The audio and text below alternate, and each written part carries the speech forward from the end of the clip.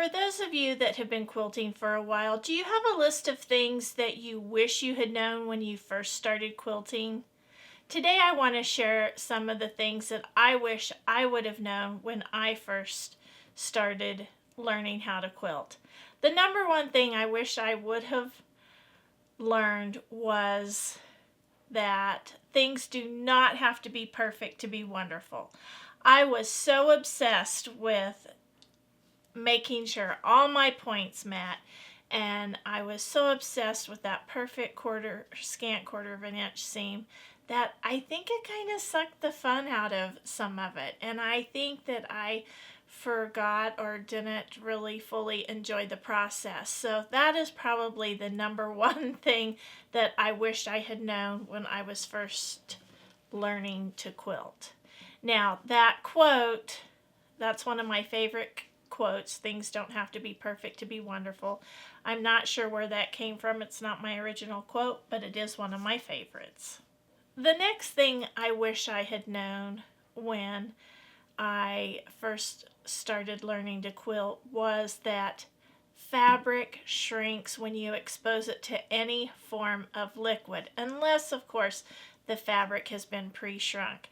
Now I really wish I had known that, because it has really made a difference in the accuracy of my piecing now versus when I first started learning to quilt, and I think that I would have saved myself a lot of frustration if I had known that.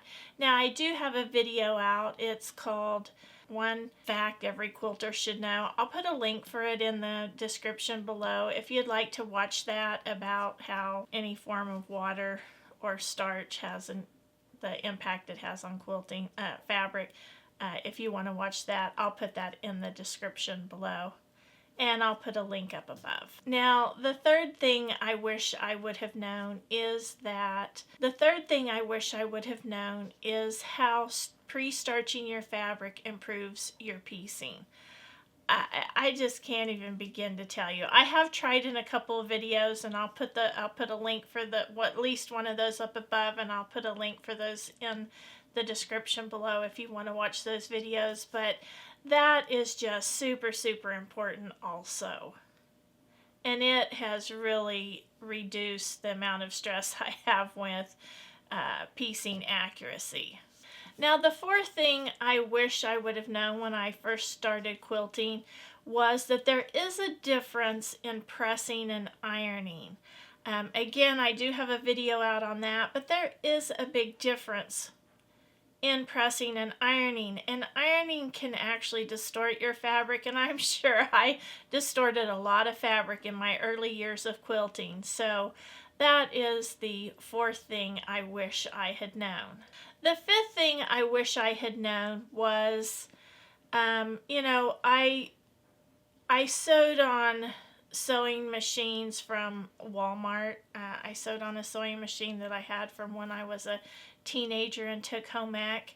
I don't even know if they have home ec. Well, yeah, they do have home ec, but it is a bit different nowadays, and they don't do just a ton of sewing. But anyway, my friends would say, oh, you should get a Bernina, or you should get a better quality machine, a Janome, or, there's all kinds of really top brand machines out there, and I just really didn't save my money for that. And when I was able to finally get a Bernina, the difference in sewing on a high quality machine was just incredible. And I wish, instead of buying 2 or 3 of those lesser expensive versions, I wish I would have saved that money and invested sooner in a top quality sewing machine, because it really does make a difference. Now, please know, I'm not saying that you should go in debt, buying a top of the line sewing machine, because I made a lot of beautiful quilts on those less expensive machines. However, it did cause a lot of frustration, struggling with the issues that those machines had, and pulling fabric to one side, and I really struggled with that, but I did make a lot of beautiful quilts, and I know that some of you just like I did, I sewed on what I could afford. But if you ever get a chance to purchase a higher quality machine and you love to sew and quilt, I would highly recommend that, because it does make a difference. I didn't believe it for years, of course, until I sewed on one. So I do wish I had known that when I first started sewing, quilting. The sixth thing I wish I would have known early on is the importance of reading the manuals to your sewing equipment, whether it's your iron or your sewing machine. It's really important to read those manuals. They have a lot of information in there that you really need to know. So I do wish I had done that in the beginning. The next thing I wish I would have known, I believe this is number 7, is the importance of changing your sewing machine needle. I didn't know that for the longest time, and I probably sewed on dull needles for several years when I first started learning to quilt, and I probably had a lot of stitch formation problems because of my sewing machine needle being dull and not changed frequently enough. So I do wish I would have known that. I think that would have saved me a lot of frustration. Okay, then the number 8, the next thing I wish I would have learned, I think this is number 8, is to be sure to clean up the back of your quilt before having it quilted. My early quilts have all kinds of threads on them. I just didn't know that I needed to clean up the back of my quilt, and I do clean up the back of my quilts now. And also going along with that, I wish I had known to do a stay stitch around my quilt top when I was finished piecing it, because the long armor that I use says that it is just makes an incredible difference. When she quilts the top, she recommends that everybody does that. Not everybody does do that, but she says it makes a huge difference, and I think it helps decrease the distortion of the top as you're handling it, pressing it to get it ready to take to the long armor.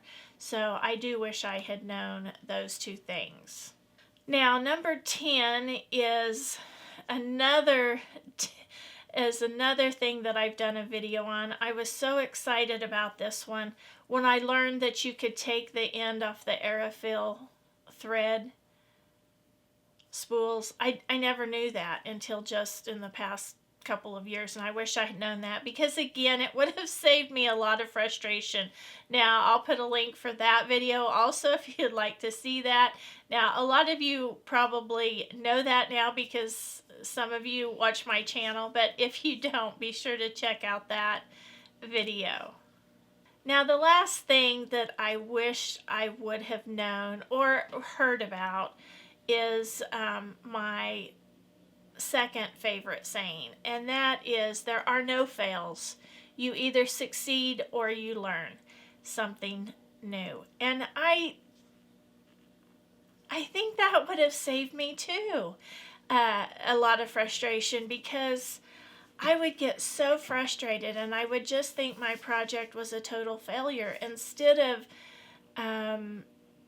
getting from that, that I did learn something new, that I needed to slow down, or that I needed to change my needle, or, that